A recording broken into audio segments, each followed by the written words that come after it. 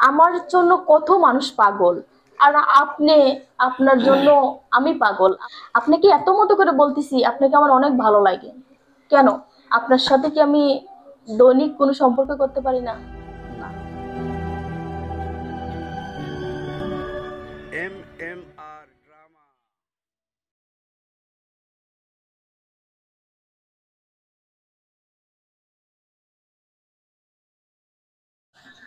আহাদ। আসসালামু আলাইকুম স্যার। ওয়ালাইকুম আসসালাম। আসছেন স্যার। হ্যাঁ, কেমন আছো? আছি আলহামদুলিল্লাহ। আপনি কেমন আছেন? আলহামদুলিল্লাহ। তো পড়াশোনা আর কেমন করতেছো কও স্যার তো? এই তো পড়তেছিলাম। যে পড়া দিয়েছিলেন মুখস্থ করছি। আমার কাছে যদি পড়ে তুমি ভালো রেজাল্ট করতে না পারো তাহলে কিন্তু আমার বড় বদনাম। জি স্যার। আমি কিন্তু তোমার আর পড়াবো না। জি স্যার, আমি সব পড়ে মুখস্থ করছি স্যার। যে পড়া দিয়েছিলেন আচ্ছা, স্যার দেও দেখি। দেখেন স্যার। আচ্ছা, তুমি, আমি কয়েকটা প্রশ্ন দিচ্ছি, বুঝলে? এইগুলো জি তুমি স্যার। পড়ো, পড়ে লিখবে। আমি আচ্ছা দেখি তুমি কি করো। এই আচ্ছা ক স্যার।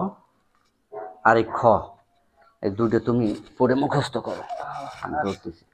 পবিত্র কোরআন যে একটি জীবন বিধান ও সম্পর্ক বর্ণনা করে 5টি বাক্য লিখি, কাজটি ব্যাখ্যা করি। আরে, পবিত্র কোরআনে কি ব্যাপার? কাজ আছে আপনার সঙ্গে, আপনি আসেন। আপনি হাত ধরছেন কেন? আরে আসেন না, কি কাজে? আপনি এমনি এমনি বলেন এখন। আমি বলছি না, আপনি আসেন। আশ্চর্য কথা।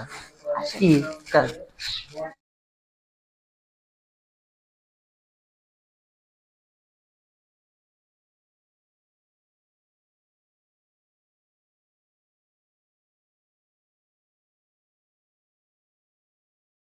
আরে, আরে আসেন না। আপনি এরকম করতেছেন কি আরে করে আমি এখানে বুঝতে বসেন আপনি। পারছি না। আরে বসেন না।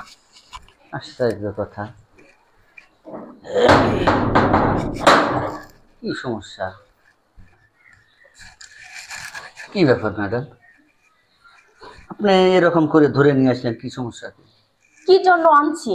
আমি শুনছি যে 12 বছর নাকি মাস্টারি করলে নাকি তারা নাকি গাধা হয়ে যায়। আসলে আমি আজকে প্রমাণ পেলাম, আসলে আপনি একটা গাধা। কেন আপনাকে নিয়ে ঘরে আসছি, ঘরে দৌড় আটকায় দিছি? আপনি কি কিছুই বোঝেন না? না তো। না তো মানে? আমার মতো একটা সুন্দরী, এত সুন্দর একটা রূপ যৌবনের একটা মেয়ে, আপনার কি আমাকে দেখে একটুকু ভালো লাগে না? আপনার দেখে আমার যথেষ্ট ভালো লাগে, কিন্তু সেটা শ্রদ্ধার ভালো লাগা। আপনার প্রতি আমার কোনো খারাপ লোভ লালসা তো নেই। কেন? আমরা কি দুজন বন্ধু হতে পারি না? অসম্ভব। আপনি আমার কেমনে বন্ধু হবেন? কেন? বন্ধু কি হওয়া যায় না? আপনার ছেলের আমি টিচার। হুম। আপনার আপনি আপনার ছেলের টিচার, আপনি তার মার সঙ্গে আমি কিভাবে বন্ধুত্বই করব? কেন? ছেলের টিচার হয়েছে জন্য কি প্রেম করা যায় না? না, এটা আমার দ্বারা অসম্ভব। আরে এমন করতেছেন কেন?